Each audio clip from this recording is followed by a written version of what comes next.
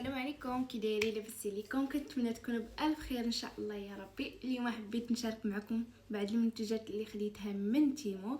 بطبيعه الحال اي منتوج خديته من تيمو فراه غادي نشاركه معكم، وبطبيعه الحال غادي نخلي لكم الرمز ديال كل منتوج هنايا في الاعلى.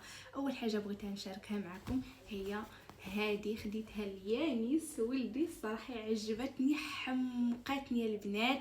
شوفوا سخونه سخونه سخونه سخونه، الكاليتي عندهم واعره صراحه. المنتوجات ديال تيمو ما يحتاجوش اننا نشكروهم لان عندهم داكشي تيحمق البنات. المهم هذه غادي نخلي لكم الرمز ديال المنتوج هنايا في الفوق. هانتوما شوفوا لي الصراحه منتوجات ديال تيمو راه واعرين واللي لداخل كي دايره صراحه سخونه سخونه سخونه، عجبتني حمقتني وعجبات ولدي.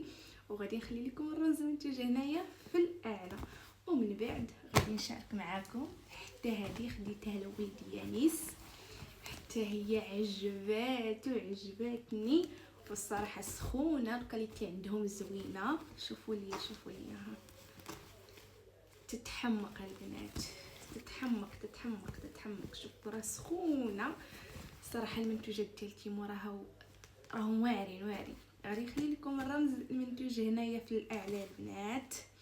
شوفوا منتوجات ديال تيمو راه ما غاديش ننوي عليهم، عندهم داكشي كيحمق كامل غزال. وبطبيعه الحال اي منتوج خديتو من تيمو فراه غادي نشاركو معكم، وراني خديت بزاف ديال الحويجات من تيمو، منهم صبيبطات، منهم ملابس لي انا وملابس لوليداتي، ومنهم مكياج.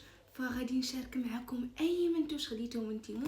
خليكم معايا في الفيديو الجاي باش ما تفلتوا حتى حاجه. وطبيعه الحال اي منتوج خديتو غادي نخلي لكم الرمز هنا في الفوق.